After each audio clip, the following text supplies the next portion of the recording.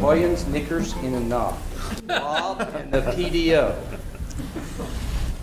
It's not science fiction, and I am quite sure that you will find tonight's conversation interesting, informative, and, if I may boldly suggest, entertaining. I want to thank all of our panelists who have so kindly agreed to participate and share their memories, expertise, and stories. And it is my pleasure to introduce and to offer a special word of gratitude to this evening's moderator, organizer of this event, architect and member of the Historical Society Board of Directors, Jim Alcorn. Thank you, Heath. Are these on? You know, probably not. Well, that's all right. That helps. Jim, have you been in a fight? Yes. There's actually no truth to the rumor that Barbara has taken me on. No, it's a dermatological experiment, I think. Anyway, thank you for being here tonight. It doesn't take very much for La Jolla's folks to get their knickers in a knot, as you know. There was the children's pool rope, of course, and 3 stories versus 2 stories in the residential zones, parking in the core, and back in the early 80s, it was large office buildings. The tailored zoning regulations that we enjoy in our center of town were adopted in late 1984. And it's one of the many planned districts within the city of San Diego. There are several. So how and why has the PDO come about? And this is what we will discuss tonight, the causes, the history. Proposition D came in 1972, about 12 years earlier, which set a height limit of 30 feet. The responses, the results, and so now 25 years on, are we better off than we were before? Should we use it as gospel, or is it really a good guide and should be a little bit more flexible than we have been interpreting it? So on the panel with me, I have selected and coerced various folks who have had some indeed involvement in this. Angela Sliera is a former city staff member and PDO ordinance author.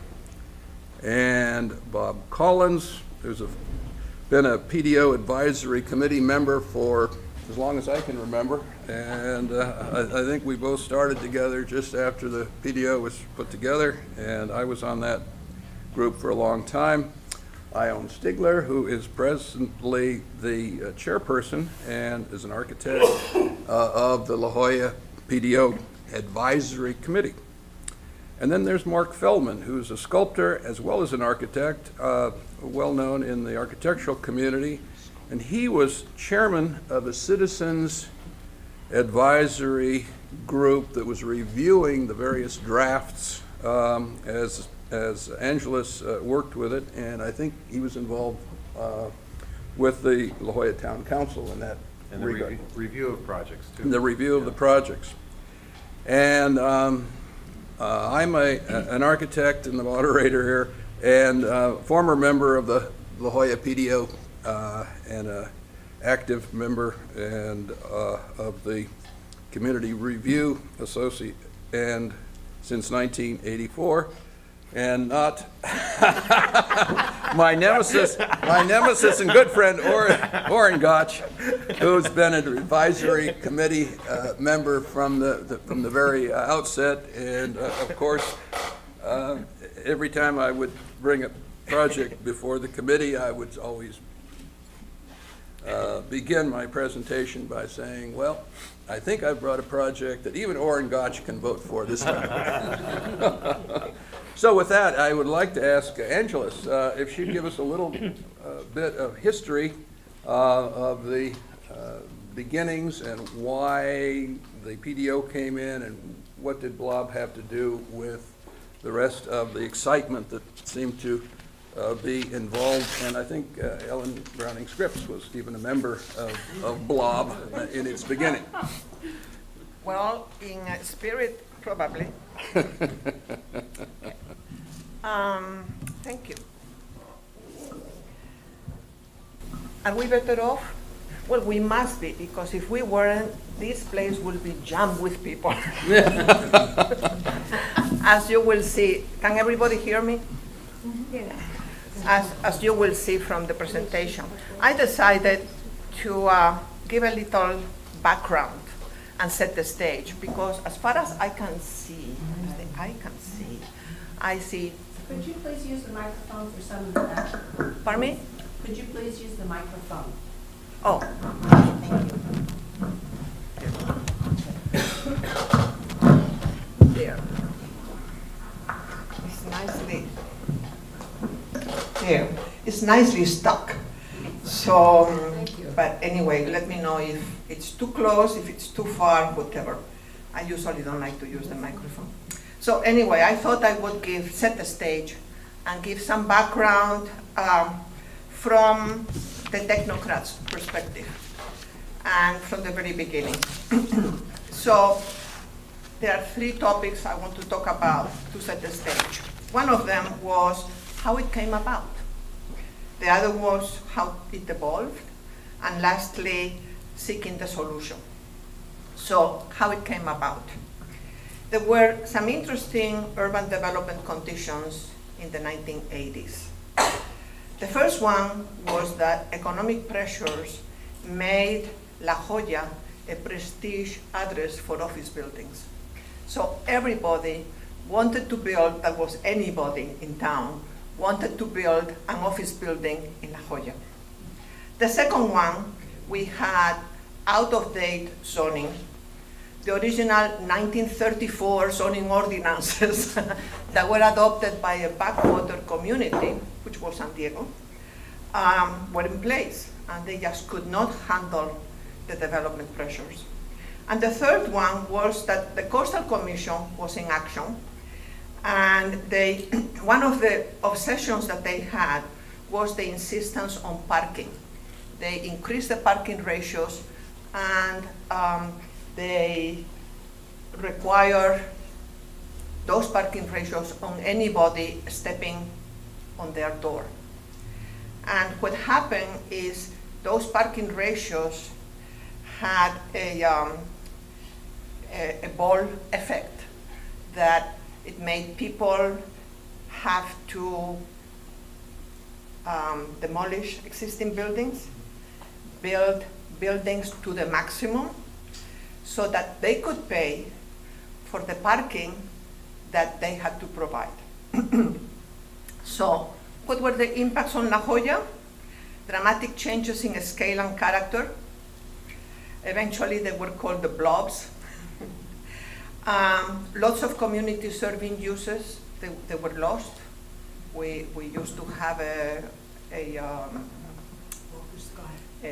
store where they sold wood, and we don't have it anymore, and things like that. And then there was the conversion of the traditional downtown village into a high-end suburban office center. So those were the 3 dramatic impacts of the community, at least from my perspective. So how did it evolve? The La Jolla Community Planning Group started fighting all of these projects that were coming about. There were appeals all the time to the city council. There were big hearings with the Coastal Commission. It was really hard work for everybody. And something needed to be done, but we couldn't do anything. So one day, and this is perhaps an experience that only I could have, somebody comes to my office at the city. Her name is Sue Oxley. You may have heard the name floating around. A few of you, because most of you are new faces. But she came to the city, and she asked for somebody she could talk to on about La Jolla. And so I came out, and she said, I'm really concerned about La Jolla. I'm really concerned about these big buildings that are being built in La Jolla. And I said, well, you should be concerned because we are getting many of them, and it's a problem. It's a real problem with the community. But at this point, city staff cannot do anything. We need to have direction from the city council or from somebody to do something. But there are ways that we could mitigate some of the problems. And she said, well, then how do I do it? And I said, well, the first thing that you need to do is maybe talk to the community, talk to your neighbors, see what ideas you have, and then get together and form a proposal, form some ideas, and talk to your representatives that you vote for every other year. So she said, oh, okay. 6 months later, here she comes with 98,000 plus signatures. And she is coming to the city council requesting something be done.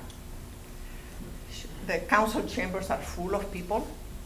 She comes with a whole entourage of people carrying these boxes of signatures. I mean, those boxes didn't stop coming. There were so many. I never thought 98,000 signatures would take so much room, but they did. Anyway, the council then responded. And the first thing they did is they approved an emergency ordinance reducing the density by half. But the emergency ordinance could only be good for a year. So they directed city staff during that year to come up with a solution. So that's where we ended, seeking the solution.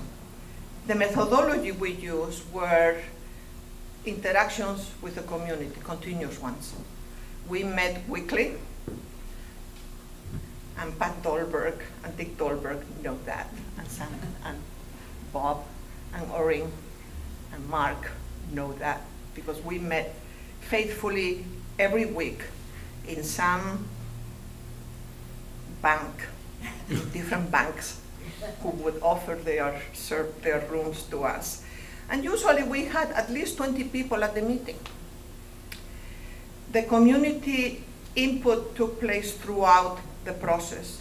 There was lots of time to discuss, there was time to analyze and to seek solutions. And we wanted a real solution. We didn't want any losers around. We wanted to really try to come to a consensus and kind of fix it for everybody. So no one was dismissed. Everybody had a say. We found more things in common than not. And it was interesting because we would start talking and one person would say one thing and another person would say, I don't agree with you. But then they would continue the communication and pretty soon they were in agreement. So the moment they were in agreement, we would write it down. They agree on this.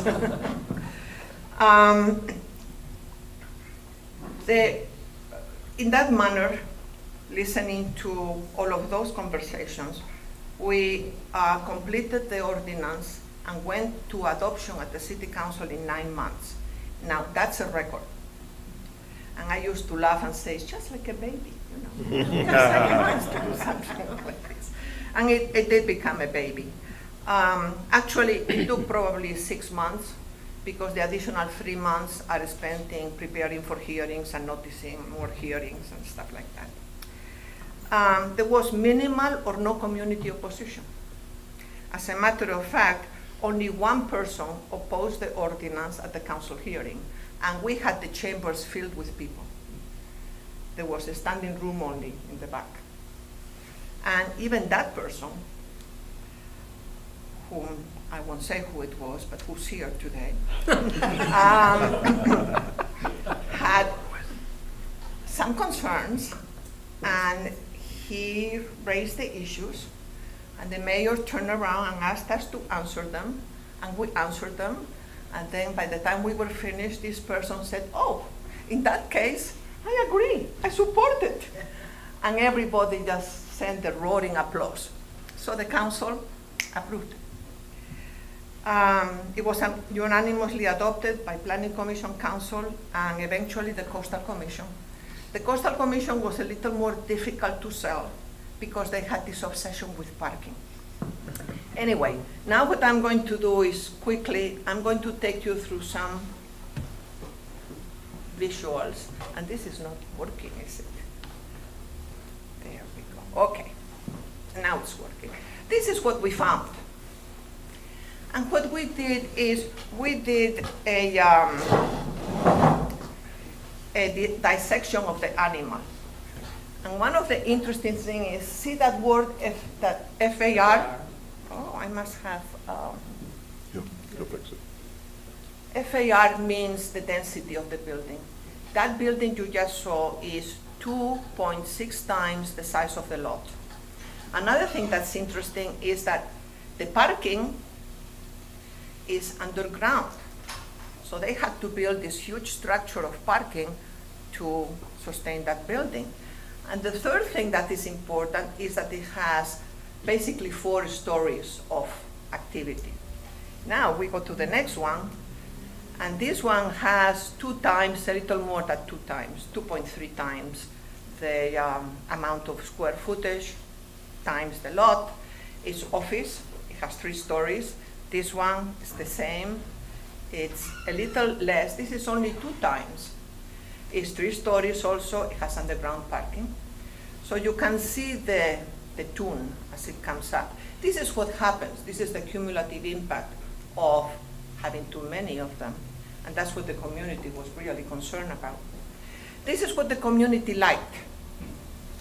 And we did a number of photographs, and we said, tell us about these buildings. What do you think? Well, the consensus was 1 and 2 stories were fine. The consensus was that they wanted to keep the village character of the community. They loved our icon, which is La Valencia.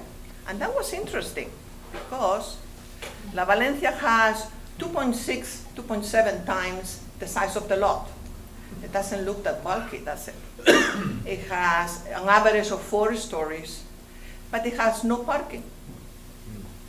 So here is one determinant that begins to tell us parking is the real killer. Here are some more views of things the community liked. The average that they liked, that they were comfortable with, was a floor area ratio density of 1, meaning just as much square footage in your building as you have on the property. And parking was not important. So here is another one, and this one was 1.08. Now that building looked a little more massive, but it really isn't. Also, it has practically no parking. We were concerned about view blockage, so we did something about view blockage, the views to the ocean, the pedestrian areas and ways to penetrate buildings so that there is more pedestrian activity and more opportunities for retail development.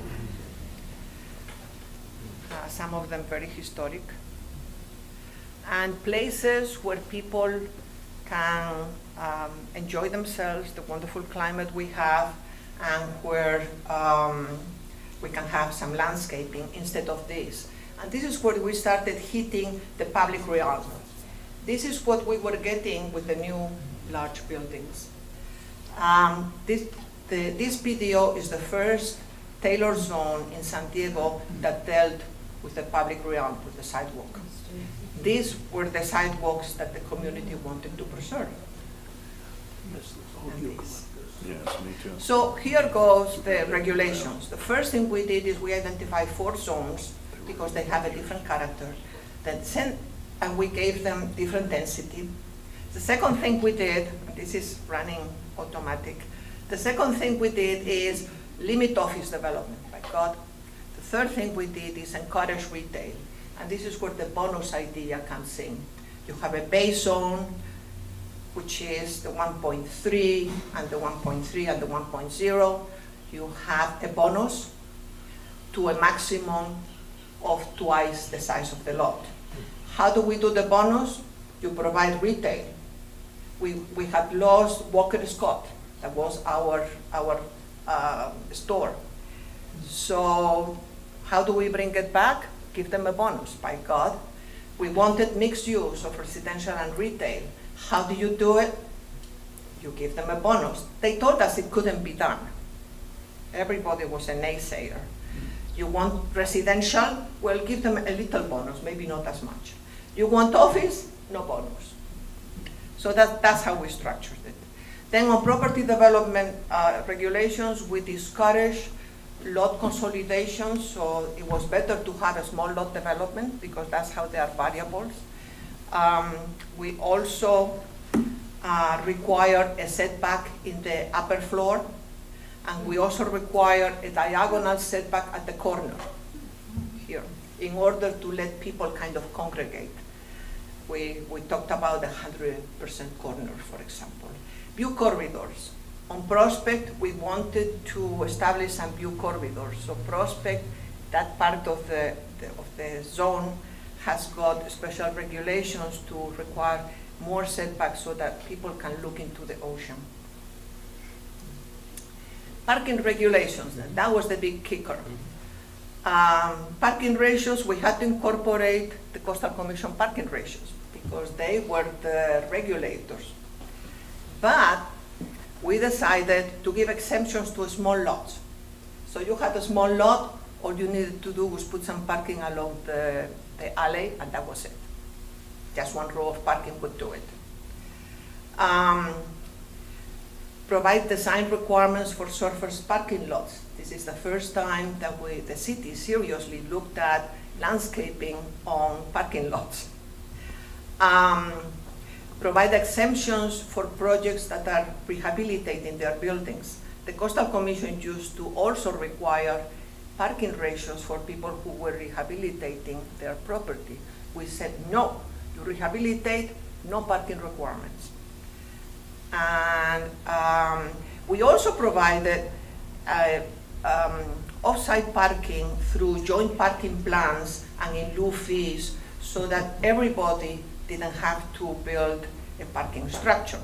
Now, that has been a little controversial because some people have counted twice and 3 times the same parking spaces. But on the other side, let me tell you that when we did the ordinance, to today, there are 2,000 unused parking spaces in the blocks, in the big buildings. They are not used whatsoever. And our criteria has always been, even when we were doing the PDO, use those parking spaces, find some way to use them, and don't load up the community with any more of that underground parking because it's a killer. So that's what we did. This part was very hard to get by the Coastal Commission, and I'll have to grant it to my staff, Greg Conner, who was like a little Doberman, just grab onto a piece of meat and wouldn't let it go, that he fought it out with the Coastal Commission and prevailed. And he was very good at the staff level dealing with that. So we also dealt with surface materials, building materials and colors, and the emphasis was natural materials, stucco, concrete, and bricks, and also the surface colors, the building colors. And we concluded that the buildings the community liked were either white, natural brick, earth tones, light ones, and pastel colors. So that's what we put in the ordinance.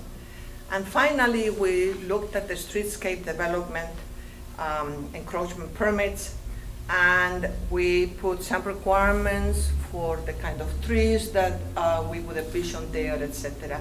And as I said, that was the first time that was done in the city because the engineers had the total exclusivity over the design of the sidewalks. And we said, no, the sidewalks are for people, they relate to the buildings, the building owners are improving the sidewalks anyway, so we want them to improve them right. So that's what we did. And we prevailed.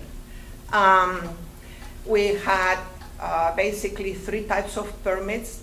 The ministerial permits, it was a tailor zone, you did the standards, you went home, except that there would be a review by the community to make sure that you lived up to the spirit of the ordinance, without dealing so much with the standards, but dealing more with the character of the building.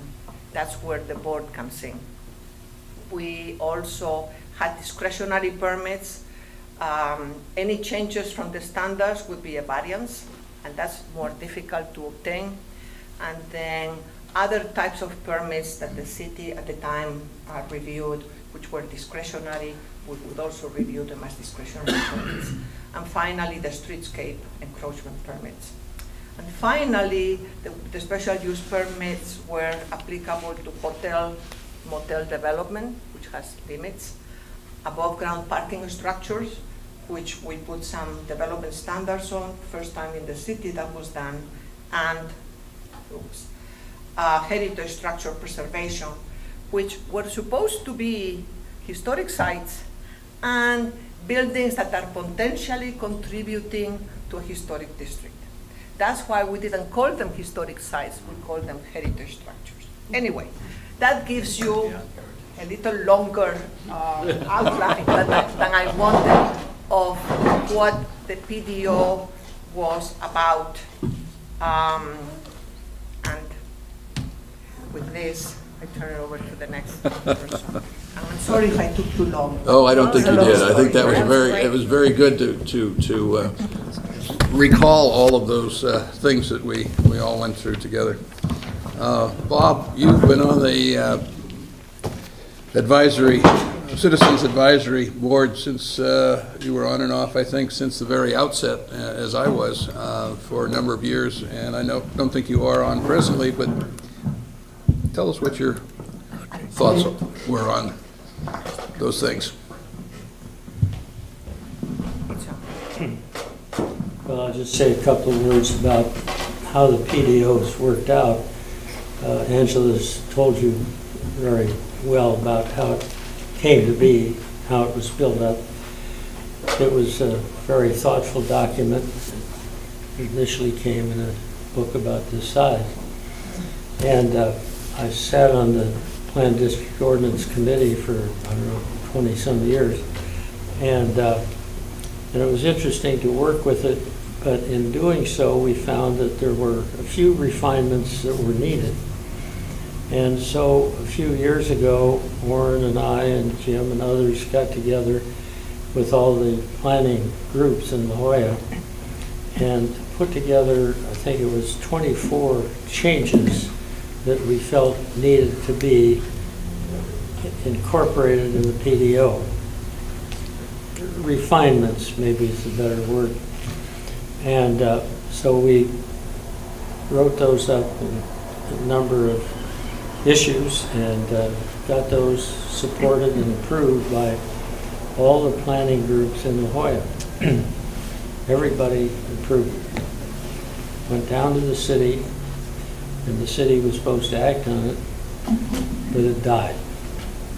And the city has never pushed it through, even though the entire community, without exception, supports the 24 refinements, which are not major changes, but they're necessary, we found, in working with the ordinance to be more accurate as to what the PDO required. So we're still waiting. We're hoping that maybe with Sherry Leitner down there, that Sherry can push that through for us one of these days. But a lot of good, hard spade work was done by every organization in La Jolla to modify the PDO with those refinements. So with that, I'll stop. Is that a city council action? The city council did not act on it. And is it okay to jump in? Yes, go right ahead, please. When was this? A few years ago? Oh, it's been about 10 No. years ago. That's about when I first started getting involved with stuff. So I kind of heard about it. Yeah, there's some definitions and some things that need to be sorted out that would be helpful. And there are some things that give property owners advantages that they wouldn't have across the street where the PDO doesn't apply. You know, from some points of view, from the property owner's point of view, they're just as happy that they don't proceed. So, Warren, what do you think? Well, I guess first of all, I'd like to give an acknowledgement to my mother-in-law, who was one of the persons who was very, very active in getting the 30-foot height limit in La Jolla. She was one of those that was out collecting a lot of signatures for that, so I'll credit her for that. Jim, you started out early and asked if we're better off, and I certainly would say yes, that we are better off for having had the PDO. Unfortunately, the problem that we've had, in my opinion, with it is a lack of enforcement from the city. And so when you talk about flexibility, the city, particularly Development Services, is providing a great deal of flexibility to this document that wasn't intended to be flexible. We mentioned in Angela's report there about mixed use, and mixed use was originally intended to be retail or restaurant with residential above. That's where you got your bonus, was providing residential. The city now has interpreted mixed use as if it's restaurant and you have a little office, that becomes mixed use. So when you talk about the parking requirements, they have really been diminished in regards to how they're interpreting it, which was wasn't the intent when the ordinance was written. A little bit of history, one of these things, how many remember Sluggos coming into La Jolla? Which is now, I think, Paradise Walk, sort of mid-block in the 7600 of Fay Avenue. 77. 77? 77. And this was a change from retail to a restaurant. And so that was going to require additional parking. So because they didn't want to provide the parking, they put in a valet zone, which they were going to valet the cars from Sluggo's, a hot dog's place, into the B of A garage. Well, the valet zone went up. It never operated. But the point of this was that this is part of the shared use parking agreement that we had. And so I'd hate to tell you how many probably other businesses have used the B of A garage to come up with a shared parking agreement. But once they got it approved, the city never enforced it. So they were reusing these parking spaces continually. So again, it was a case of enforcing it, or having at least some mechanism where we could follow it to make sure that these businesses were indeed, if they weren't using it, for example, if they weren't using it for their guests or their patrons, at least they maybe would be putting their employees into those spaces. And then Bob just alluded to it. I mean, we requested changes to the PDO, and if there was a flaw today, I think, in the PDO, was that there wasn't an easy way to amend it to take care of these issues as they came up, and so that we could have nipped them in the bud, so to speak. So that's all for me.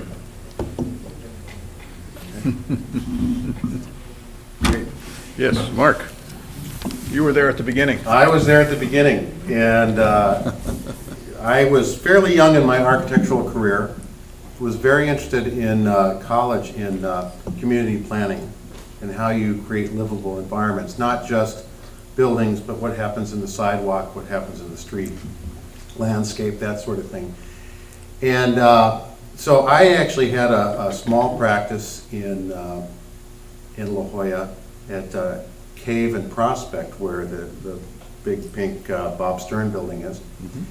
And this all started coming up. People were really upset, as was I, upset at the big office buildings that I thought were pretty foreign to the La Jolla environment. And I watched this whole thing going on with Sue, and one day I heard that they were going to have a group who would get together to write this ordinance. So I thought, this is right up my alley.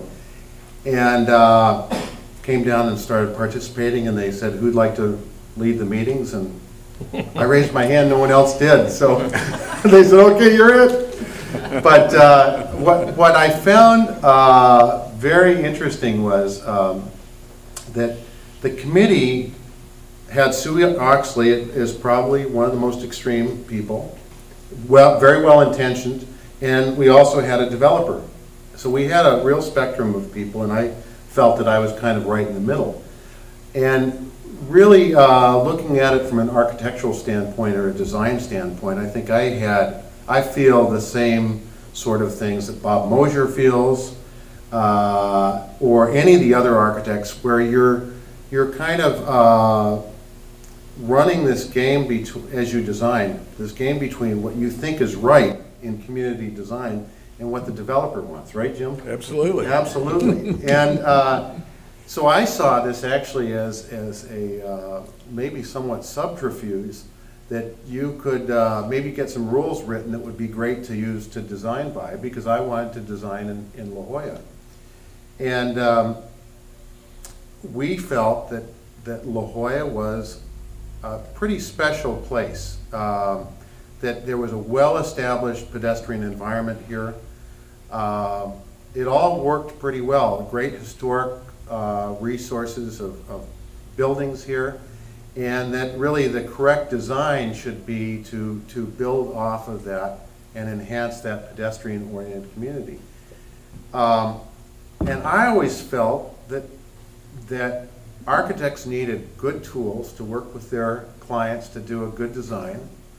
We also needed rules that were pretty clear, and so one of the things that we decided early when we wrote this was that we wanted to try to build an ordinance where there were very specifics, and it wasn't subjective. There wasn't a design review board that would be very subjective about this. And I don't really quite understand how it all came about so well, but I mean, we had a great staff and a good committee who we had a lot of the same concerns about good design and came up with some great formulas for, I think, trying to keep that pedestrian-oriented environment together. As an architect, I know there's been a lot of discussion about parking, and that's always been the problem, and we learned very early, you know, the old saying, form follows function. Well, we really felt form followed parking. You figure out the parking first, and then you design the building, and it's unfortunate that that's how it became.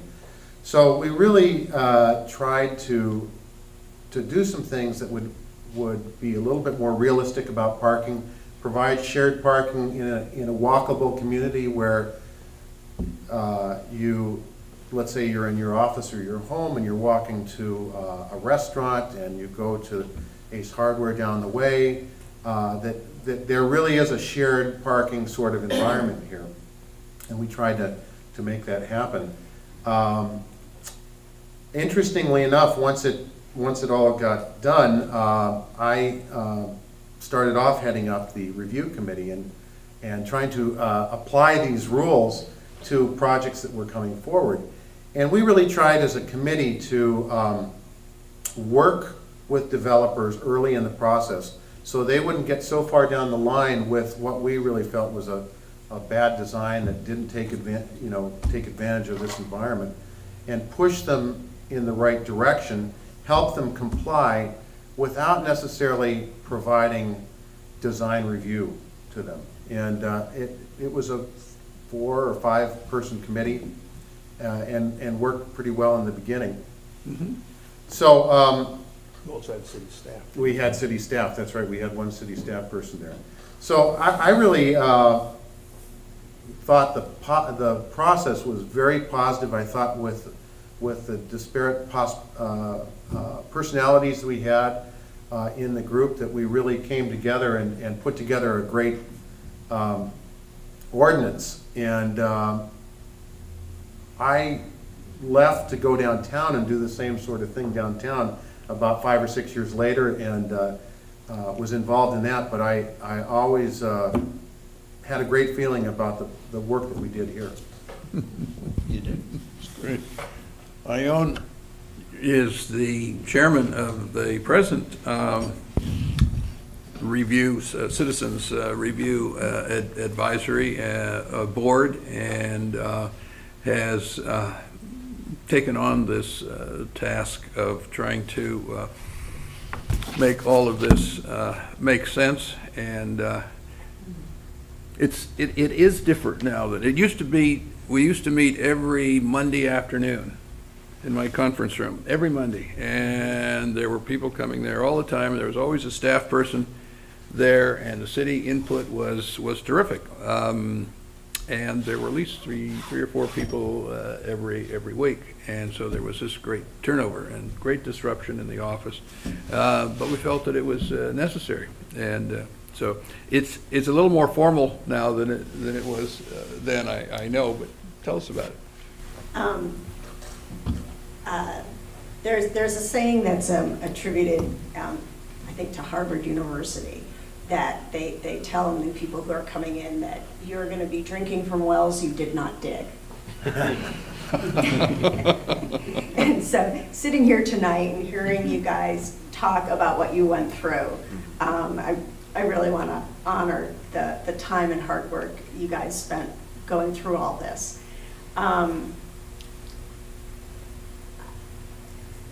I didn't realize either that I had so much in common with Mark. I showed up at my first La Jolla PDO meeting as the Bird Rock representative, and they needed a new chair because Joe LaCava was moving on, and nobody raised their hand. Nobody raised their hand, and finally I was like, I'm not going to sit in a room for a half hour with nobody raising their hand to lead the group. And so I said, okay, you guys are going to get the newbie leading you, but you have to be prepared for what might happen with that. And thus I became chair. Luckily I had Orrin on board and a few other long-term members who have been incredible guidance for me. But there have been a lot of changes that have occurred from, I think, what was the ideal that was set up. Some intentional and some unintentional that have occurred. One is they're waiving those really cute little copies with the La Jolla plan on the front. And the PDO that I have is the one that's on the internet that got fairly significantly altered with the zoning code update in 2000 that the entire city went through. And there have been some unintentional consequences caused by that zoning code update. One is the lack of regard for parking for intensification of use. When something goes from small retail to a restaurant, you can imagine there is a much heavier demand on parking, and that's not now acknowledged. The city also instituted what they called process 1, 2, 3, and 4. I'm not sure if there's a 5. If there is, I've never gotten to it. What is a 5? Okay, a level I haven't been at. So, in their estimation, a process 1 is now a development by right, and all you have to do is show that you're meeting the code, and they believe that they can process down at the city all of the permits that meet their interpretation of the PDO without needing to discuss them with us.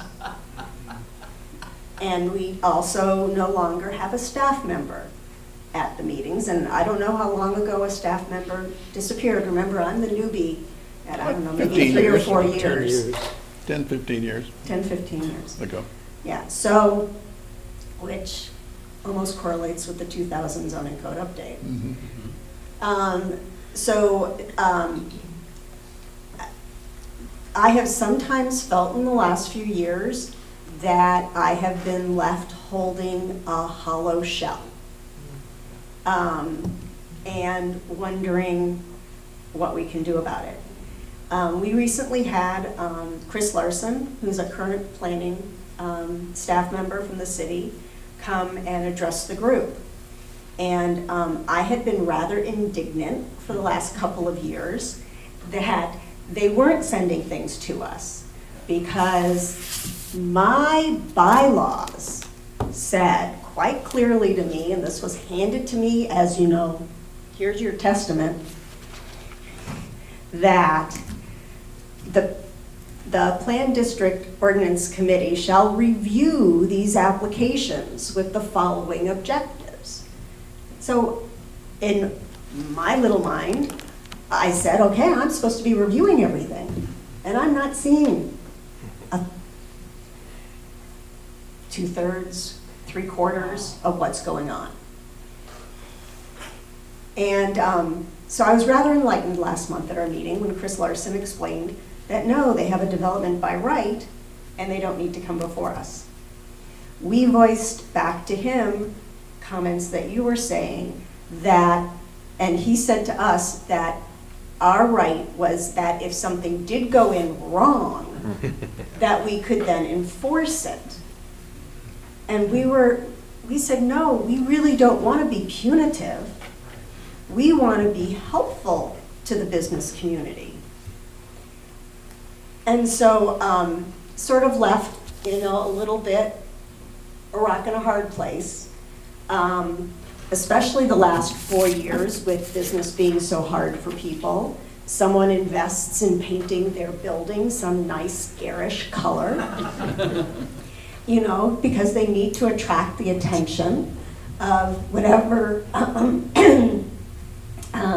businesses, clients they can, and you quietly have to go up to them and say, no, no, no. Now you have to, you know, we, as a community, we can't enforce this unless we go to someone else, and we really don't want to get you in trouble, but it would be nice, the community would like to see X, Y, and Z. The other issue with painting is that painting doesn't require a permit. So there is no mechanism for someone to be pushed to come before us, even if it wasn't only being heard down at the city, and it was being heard by us. So that's a little bit of a catch-22. Don't let anybody know.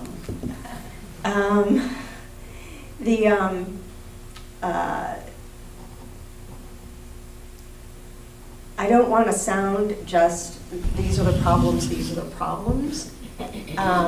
We are really, really talking within the committee about how to go about enforcing, and how to go about advising. And Chris Larson, the planner, again last month, told me that I must be doing something wrong because somehow prior committee chairs had everyone fooled into thinking that they had to come before us. And I was sort of like, oh, okay, well, and I really did think everyone had to come before us, but I wasn't going around dragging people into the committee. So anyhow, that's where we sit today. What I am encouraged by is that I do know that there is, in the change of leadership down at City Hall, there is definitely a bigger emphasis on communities and what communities want. And I'd like to get the 24 refinements and see where they can go in terms of improving what we're doing. And continue the dialogue with Chris Larson about not wanting to be punitive, but wanting to be advisory. So that's where we're at. Well, I think we probably have a great resource in the fact that Chris Larson is the planner responsible for this area of the city. And he has been most helpful over the last number of years as he's matured within the department. And before him, Gary Geiler, and Gary used to come to these meetings that we had early on. And so incidentally, if somebody has a question at any point in time, please bring it up. The interesting thing, though, is about the PDO is, and I've been living with it for the last 25 years every day, and the trick is, and the desire is, to get the code to work with you instead of against you. And if you can figure out how to make it work with you, as Mark said, maybe that's what you needed to convince the client that they shouldn't try to get 10 pounds of sugar in a 5-pound bag after all, and that you can point to the scripture and verse and say, here, you're not going to do that. We can't do that. The other thing is that developers and property owners are reluctant sometimes to get involved in the process if they don't have to be involved in the process. And when we have projects that theoretically I look at it and I say, you know, you really don't need a coastal development permit because you meet all the exemptions. And we'll go down and we'll talk to the people in the city and say, here's where we stand. Does this make sense to you? I mean, 4 eyes or 6 eyes looking at a project is better than just 2. And they say, well, yeah, we agree with you, but what does the community think? So we go back and review it with the 2 groups that, the PDO is the first group, then there's the DPR group that has to look at it as far as how does it relate to the community. And if they're in agreement, then that is, we proceed to get a building permit or attempt to get a building permit. But as one example, and here is a project gone awry. We had an approval for 4 townhouses at one point in time in 1995, and facing the ocean. But in the intervening years, and the owner came back 15 years later and said, well, let's go. Let's just build 3. Okay, let's just build 3. But in the meantime, the code has changed, and well, by the way, Mr. Alcorn, now you have 2 front yards instead of a front yard and a rear yard because there's a street on either side. So you need to provide retail on both sides of the property. Retail doesn't make any sense. The community says it doesn't make any sense. But the city says, but that's what the code says. And so after the owner has now, over the last 2.5 years, spent about $250,000 or more keeping going on, and more reports, and it's very discouraging. And you can understand why they try to avoid it at all costs, if it's possible. So there are good things and bad things. Yeah. Well, you know, in my time, we were doing things much more informally, and I have always done things informally with developers.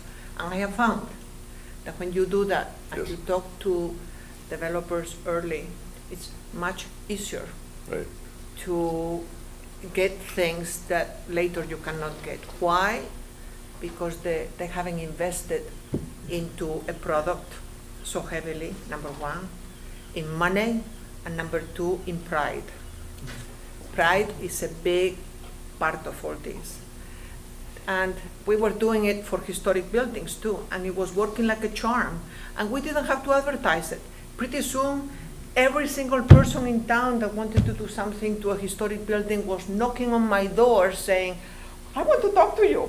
I have this idea. We would have this chat, and I would bring in the Historical Resources Board, and we would have an informal chat about that project, those ideas, and made some suggestions, and lo and behold, the next time they came, those suggestions were even improved. So I'm a big believer in that. I think the problem is the city sometimes kind of hamstrings itself. They say, no, we have to have a clear process, and we have to, you have to put in your application for a permit, and then we have to review it. And of course, by the time somebody puts in a formal application for a permit, they are already putting out a lot of money, because permits are not cheap in this city. So then everything starts going wrong. So I agree with you that now that we seem to have a mayor that cares about community, we really need to work on that piece. We really need to look at those 24 items and maybe some others that need tweaking, and we need to, process the changes. It's not that difficult to process the changes. All it needs to do is go to a council committee, present it, have the cooperation of the city and the decision makers. That's critical. If you don't have their cooperation, forget it. Have their cooperation, and then pretty soon you are working with staff, you are doing the changes, you're going to planning commission, you're going to council, and it's done. Again, I have done ordinances. La Jolla is not the only one. I did Old Town after that, also in a few months. It can be done. But you need to have the cooperation of the people in power. If you don't have it, then you are out of luck. And this is the time to take advantage of it. Dick. Yes, with respect to these 24 changes you want to push through there, is Sherry Leitner helpful or not? And if she's not helpful, why isn't she helpful? Has she been presented? Warren, I don't remember, I wasn't on the committee at that point in time. Do you remember what how it proceeded? Sherry was very supportive of all 24 of those items, so she doesn't have any problem with them. I think it's been more of a political thing for her to try to get other councilmen on her side to move it forward. And I don't think she's found that the timing is maybe quite right to do that yet. But we're hopeful that we can get that done. She's willing, I know that. I'd like to just make another comment. Since the PDO went into effect, the land prices in La Jolla have changed materially. Maybe at the time the PDO came into being in 1984, I think the prices were maybe $200 a square foot. And now the prices on Girard and Prospect and so on are more like $800 or $900 a square foot. And that puts additional pressures on the landowners to want to do something to try to get some return from that value of the land. So those are pressures that are going to become harder and harder to deal with as time goes on. Well, my question was, when you said you need, until you have the support of the city, that you won't get very far. What does that mean? I mean, is that an office? Is it an organization? Is it? It's the support of the leaders, the support of the mayor and the city council members. Okay. Because really, leadership sets the example. If they set the example that they want to help, then staff pretty much follows. If they don't set the example that they want to help, that they want to do something else, then staff kind of pulls back. So it has to be at the political level, the mayor and the city council, the leaders of the city.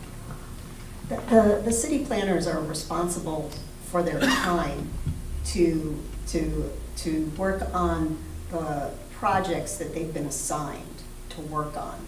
And so they can't just on their own initiative pick up the 24 issues and run with them. They actually have to have direction from city council through Sherry's office that they have now been assigned the time to deal with this, and that it's now part of their budget for them to work on it. I think one problem that is playing out nowadays is, some of you may remember some years ago when there was a decision that elections for council would be by district.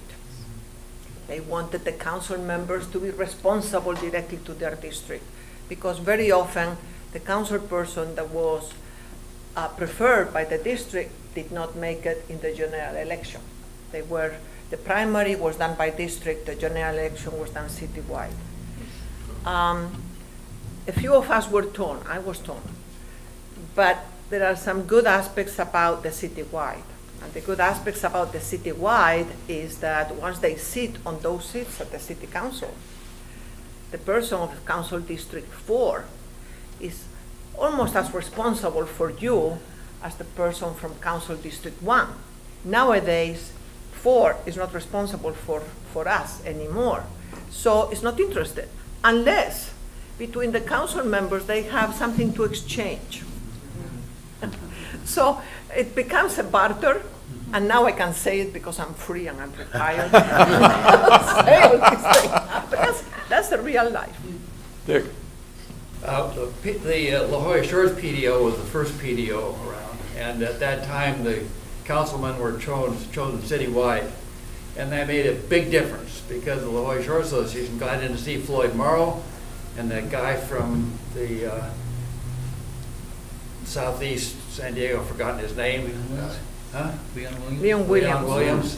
All those people loved La Jolla, and it made a big difference when it came time to make the tough decisions. Yes, and of course, the La Jolla Shores PDO is the loosest PDO in the city, as far as side yards and setbacks and different things, and it's wonderful. Yeah. You know, I would just want to say something hearkening back to the original ordinance. My feeling as an architect and planner is that many communities fall into the trap of trying to obstruct things, stop things from happening, and don't work as much proactively in the beginning of the game to set the standards for what they'd like to see in a positive manner. And I think what was beautiful about the original ordinance was that there was a big problem with these office buildings. And everybody sat down and really put down in writing what they wanted to see that would make the community better. And I sure would love to see a much more positive effort in the various communities in San Diego to promote good design, to take care of problems. Like, I live in Mission Hills right now and have for quite a while. One of the problems we've got is there's an ordinance that allows SDG&E to put these big transformers out on the sidewalk, and you don't really see them in the original design plans. They show up towards the end of the building process, and it just drives me crazy because something as simple as that really ruins the sidewalk, you know, the pedestrian-oriented environment.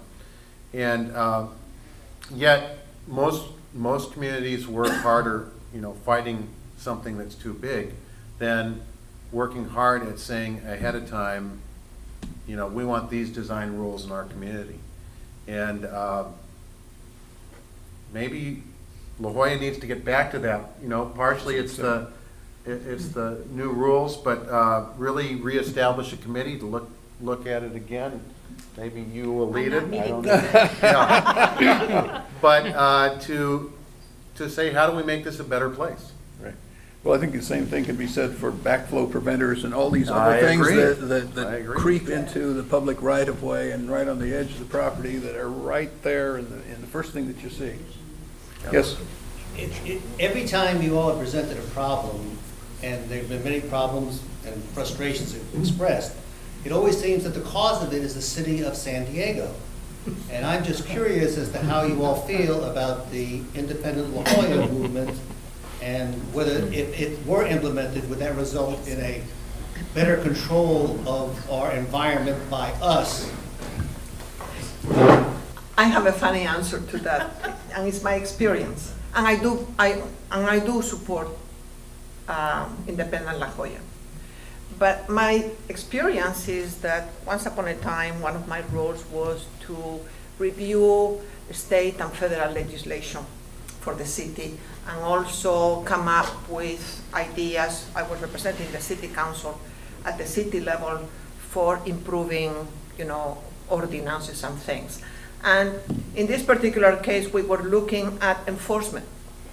And communities wanted to have an active enforcement program that would give tickets to people for doing the wrong thing.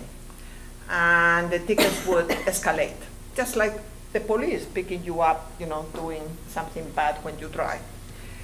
And we were told right away by the city attorney, cannot do that. So I got on the telephone and I started calling cities all over. And I did find some answers.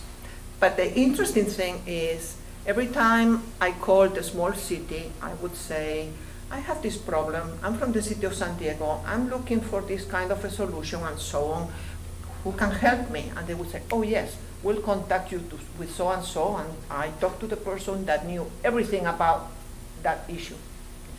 As I got into bigger cities, I would call and they would say, oh, well, I don't know, and who do you think that would be? And I would say, well, why don't we try the planning department? Oh, okay. So they call the planning department. I get there and I ask the same question and say, oh, geez, I don't know who that would be. Now, what area of planning would that be? And I would say, well, how about this area or that area? Eventually, I would get to somebody, if I was lucky. Most of the time, I didn't.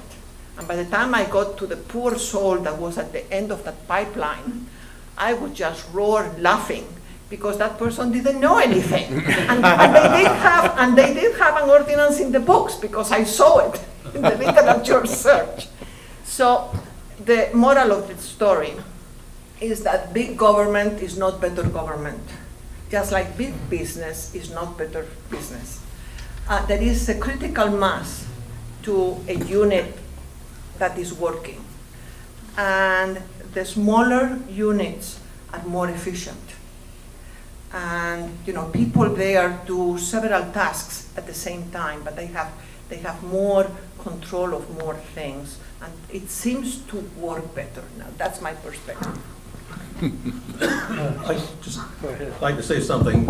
The group that was the advisory group that was put together to draft the PDO was really a very nice cross-section for all of La Jolla. I mean, all interests were really represented, and I think that's what it takes.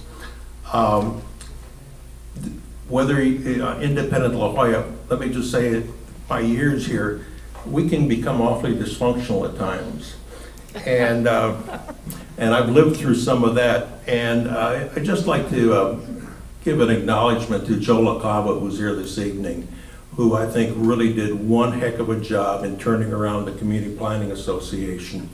And I mean, he has, since then, that organization has become a whole lot more functional. And so I guess my answer to that is what we really need is just good leadership. I wanted to make one comment about where we are today.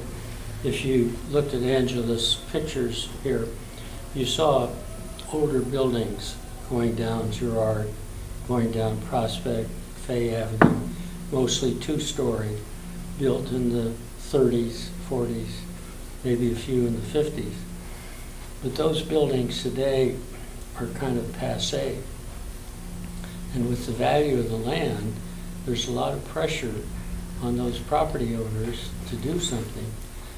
And then we get into the various ordinances, like the Plan District Ordinance, and you kind of wonder where this thing should go. In other words, how to deal with that, because the pressures are there, the community is changing, our population is growing, we've got a great impact from the university and its students, the number of restaurants are increasing greatly.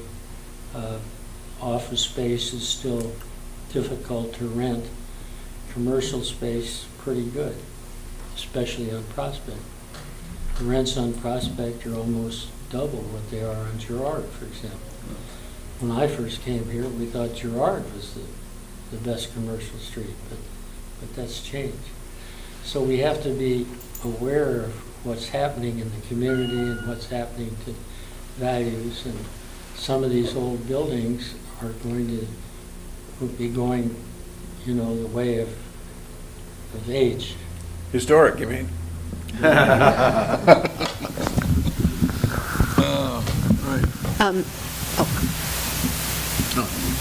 a couple of my things have been said about me. I guess I've got some political capital to burn.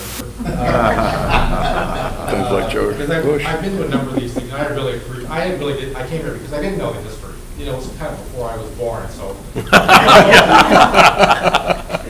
was good for me to hear because I've had a lot of questions over the years.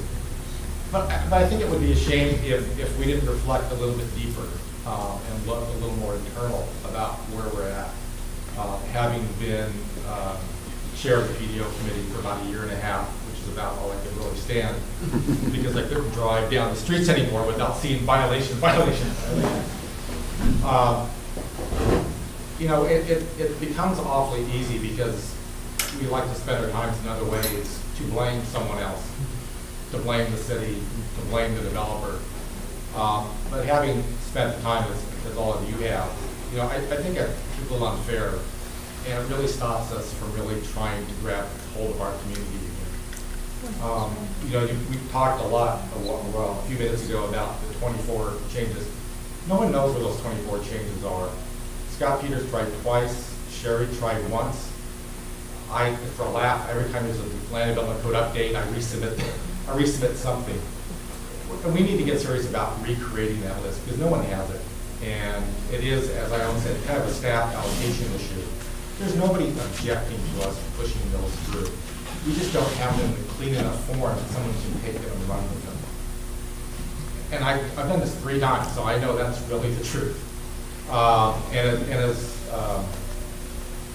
Angela said, it's very complex. You have to get the staff to do it, and the planning commission, and the city council, and the coastal commission, and maybe there's an environmental, and that takes resources. So if we're really serious about them, and if they're 12 years old, maybe we don't need them anymore. But if they're really serious, we can get those pushed through. If we come up with this clean set, strike out underline, we can make it happen. The other thing that I'll mention is that I've heard a lot of reference to developers. And I understand why we talk that way. I talk that way. As if there is someone who sneaks into La Jolla and does bad things and then runs away. Most of the stuff that gets done is by La Jollans. The houses are too big, or if there's a use in the village you don't like, chances are it's a La Jollan that's doing that. And so when do we have the conversation of who we are as La Jollans and how we're going to go back to the effort you guys did back in the 80s and say, what do we want this place to be? And go through that fabulous process. And Mark come back and do it again. To have those conversations, because I find it frustrating. It's just too easy to blame someone else instead of saying, how do we do it? And like Mr. Collins says, who's probably smarter than all of us in terms of development, there is so much development pressure that says maybe we can't stop it. Maybe we've already hit the tipping point, and it's just inevitable one by one. I'd hate to see that. But in the back. Yeah, I'm really grateful for you putting this on too, because I wasn't in the community when all of this occurred, and sitting on the permit development review committee, I'm like I own, I'm drinking from a well I didn't dig. And I quite often just sit in awe and listen to the sages on my committees to see what the background is, because I'm a city duck. I'm clueless when some of these projects come in. But one of the things that got me involved was the really massive development that we're getting on lots. And I think, again, some of that goes back to the zoning code changes on FAR on sloped lots. Because what we've seen, certainly most of the property, this isn't so true down in the downtown area, but out in the neighborhoods, just about everything is on a slope. And you wind up with rather constrained building pads, even though the yard might be quite large. And people are trying to dump as much FAR out of that pad as they can. And it's just too big for the streetscape. So I think that's something else that could be, if you put this in your 24-item list, it's not in the PDO, but I think it's definitely affected the neighborhood quality and character around town. And that sort of mentality spills over into the downtown. I mean, I certainly feel a lot of the development downtown is too big for its britches. You know, perhaps if the massing had been broken up a little bit, and then back to the 30-foot height limit. I mean, Jim, I'm with you. I want that tower on that building. But Yes. I think if we have a little bit more variety in the massing of the buildings, for some places we're a little bit lower and some a little bit higher, and you broke the boxes up, you get rid of that blob sense. So you could average 30 feet, but not have every building being 30 feet. And there's some other things that could probably be done to make the pedestrian environment more inviting, like making wider sidewalks and fixing up a lot of the deferred maintenance and stuff like that. But I really see good cooperation on my committee, and I'm honored to be there, and I think that that community spirit is still here. Thank you. I think that the fact of the matter is that Girard Avenue and parts of Fay and all are two-story limits, and which is probably a very good thing, and as evidenced in some of Angelus's photographs. And I think the things that we've been talking about here are things that we complain about to ourselves all the time, and but they're not our problem. They're not the city's problem. They this helps us get around problems that we otherwise would be faced with. But as far as being an independent community, I'm afraid I would probably be not enthusiastic about an independent La Jolla, because I think that the planners are very helpful at the city, and they, in fact, would rather be doing what we're doing as architects in some instances, and they enjoy being engaged in early discussions about, well, what do you think? Should we do this or should we do that?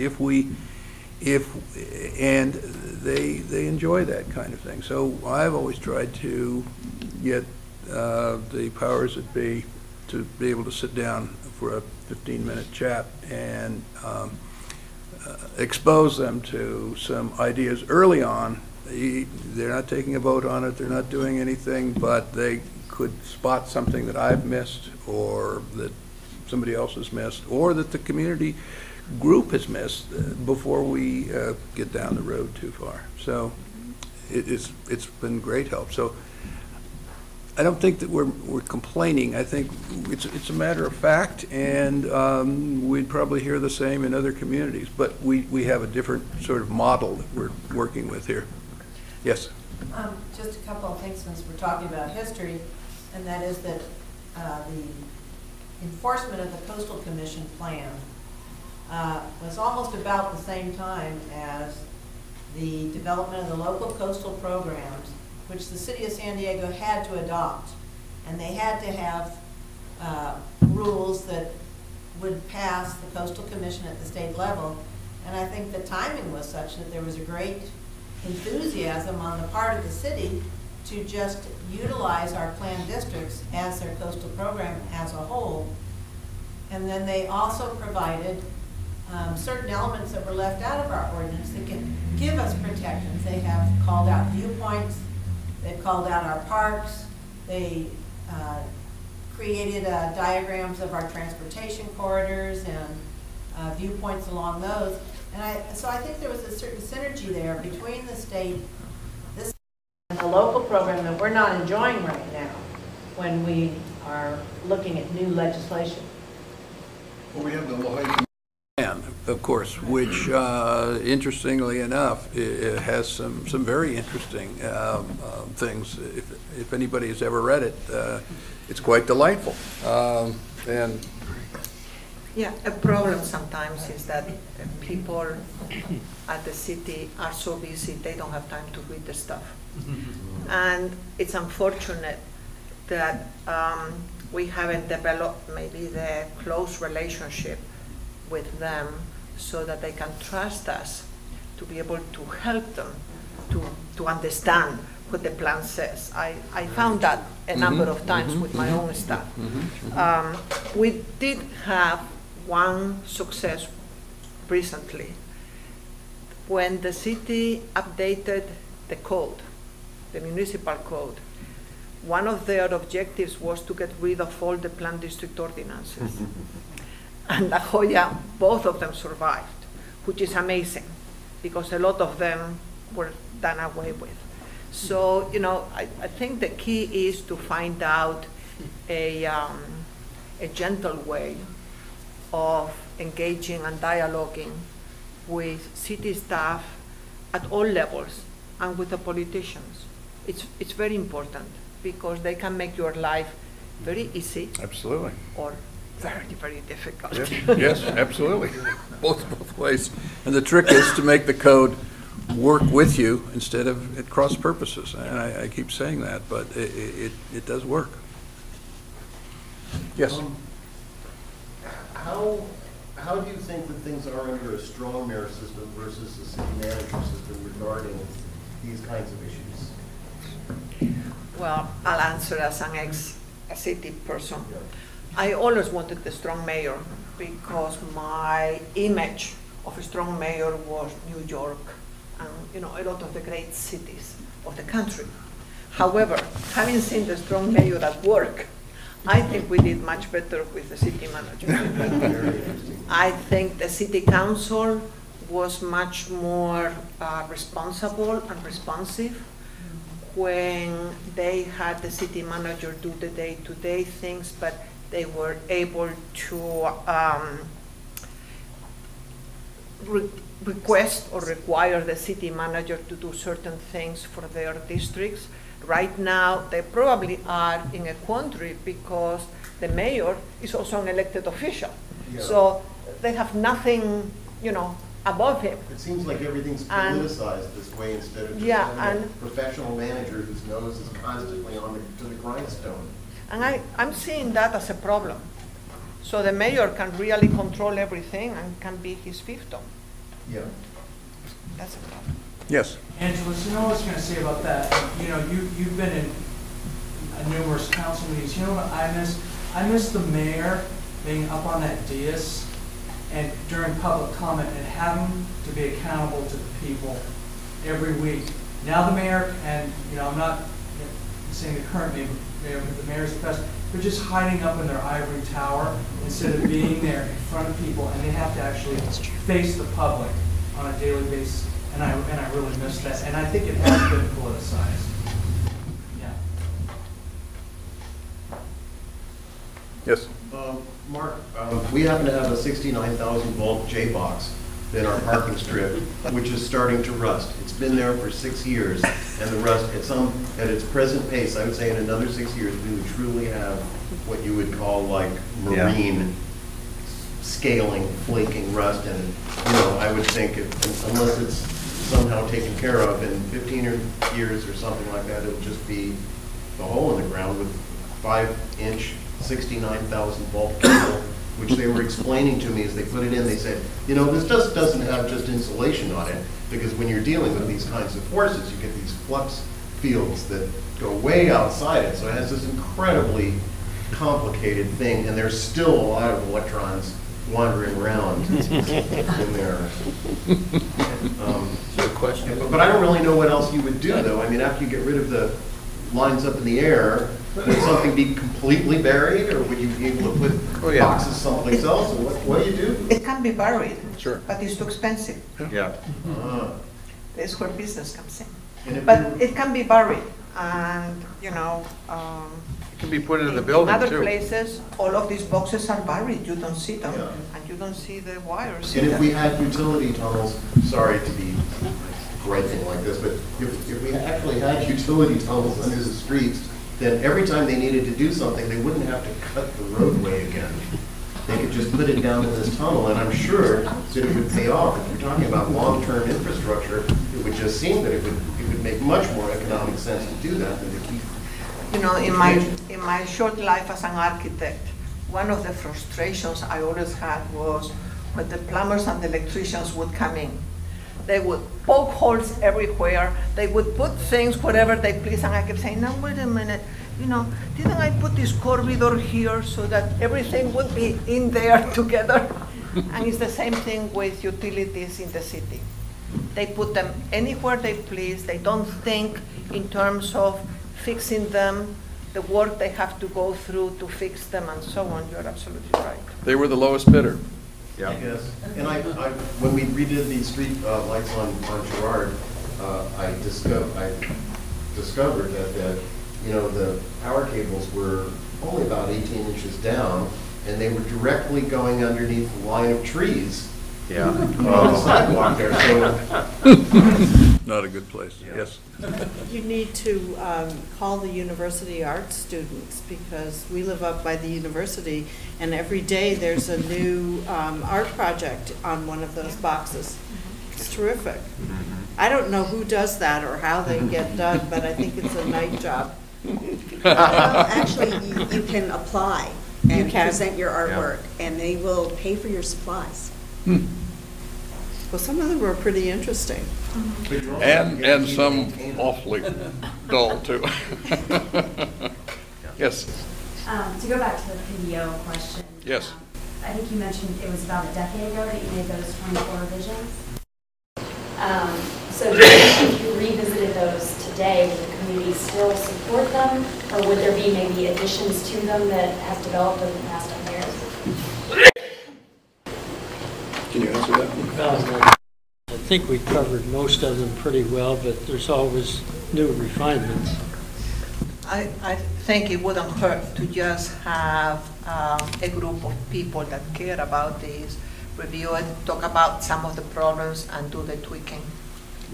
I mean, my pet peeves at the moment for what we have to enforce is definitely the joint parking agreements, enforcing the 8-foot wide sidewalks instead of the 6-foot that the city standard is, and the city always falls back on their standard instead of following, or 5, instead of following our 8 feet.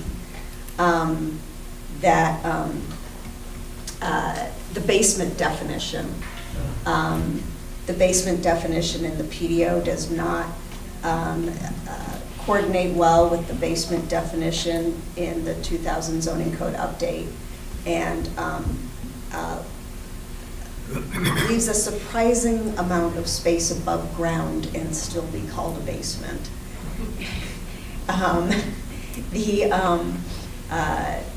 And then personally, I'm sitting here thinking, okay, there are all these architects involved in writing this darn PDO that I'm working on now, and architecture, or an architect's office, is not an allowed office use. Realtors are legal, interior designers are legal, but architects aren't. What were you guys thinking? In the retail zone. In the retail zone. That's right. I'm sorry. Anyhow. it was Angie. Similar uses. And on a total side note, personally, I think that there's been an evolution in the community over the last 25 years. Yes. And that there's a number of places where the PDO now leans towards residential on the second floor, where I don't think residential is any longer an appropriate use as a second floor, and it would be a higher and better purpose as an office space. I think that those big box offices that came in gave a bad name to offices, but small little offices above retail areas would be very appropriate. For example, I'm down in Bird Rock and I think in that strip along La Jolla Boulevard, there is so much traffic and it is very noisy that putting residential on the second floor is not highly desirable. It's not going to get good rents, but a lot of people who live in the neighborhood, now that you telecommute, might just need maybe a small little office where they can get away from the dog barking or the kids making noise and want to have an office that they can walk to from their Bird Rock community and be able to go to an upstairs office. And you could still maintain your retail need for the first floor. Just some personal observations.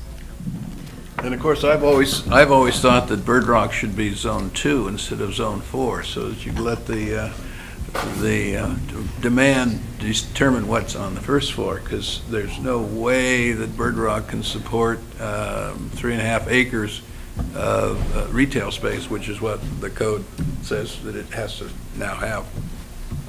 It's been hard. Yes. But I think the whole point here is there are going to be a lot more pressures on La Jolla in the development direction. Yes. And all we want to do is have an orderly way to help guide those so that the whole community benefits, not just a single property. And actually, I would love to see residential in the blocks, in the upper floors. Right. We are actually going to do that. I know, you are doing that. Yes. A fairly narrow question. Who let La Jolla Elementary paint the building that color? How did that happen? La Jolla Elementary sits outside of the PDO. Yes. It just is a notch out of it. Yes, Diane? Yeah, just point of information. When the PDO was under writing and administrative review, how much of downtown La Jolla is served by blocks?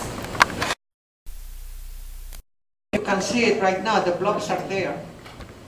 There are no new ones. There have not been any new ones. We caught it at the very beginning, but it was really beginning to pick up speed by the time they got caught. Because I guess my question is, you saw a problem, and you can see, what happened to stuff that was in the pipeline? Was that allowed to be built, or did you do a moratorium, or how did you actually deal with? Well, what we did is we had that emergency ordinance for a year that cut everything in half. That was from October 12th, 1983 to December 12th, 1984. So did that took effect immediately, so that anything that had not yet been approved was just shut down? Yeah. Any more questions?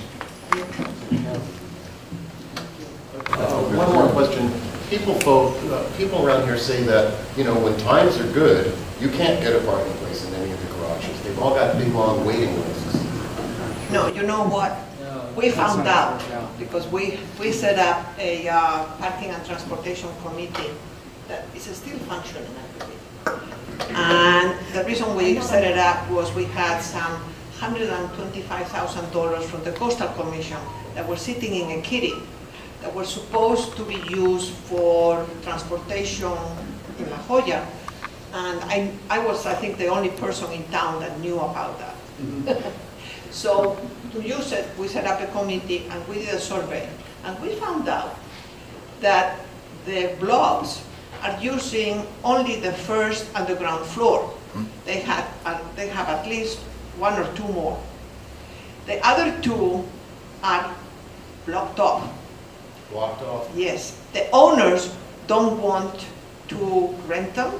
They are not interested. We actually had parking companies come to them and ask them, would you rent to us, these floors, and then we in turn will rent them to the employees, because we felt the employees should be going to these parking areas, so that way the exterior area could be used by the people that come to do business.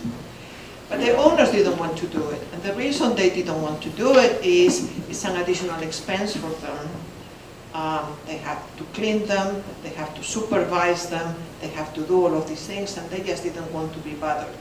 My own assessment is that probably there is not even air circulation into the lower levels. So if you go in there, you choke.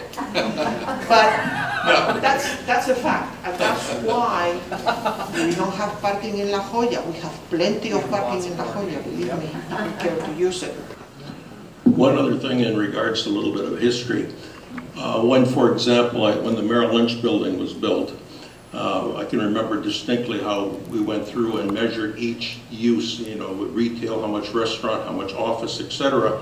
And that really was what determined the number of parking places that were going to be under there. At that particular time, the whole thought was that these then would provide the parking for their employees, and they had excess parking for what the uses were going to need. The whole idea on that, though, originally in terms of the parking, was that it was going to be free. That's what the building was for.